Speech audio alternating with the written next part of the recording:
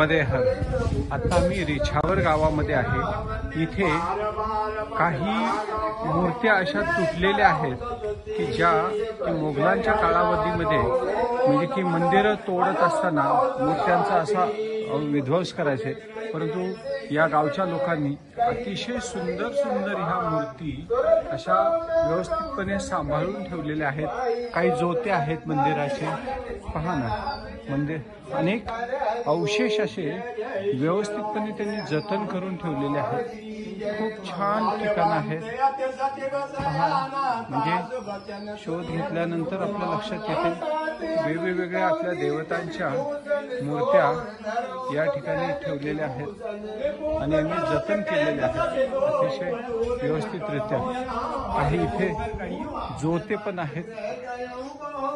नर्मदे हर, नर्मदे हर बाबा जी।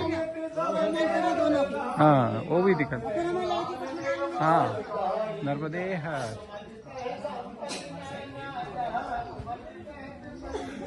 हा गावचा कौतुक करण्यासारखं आहे।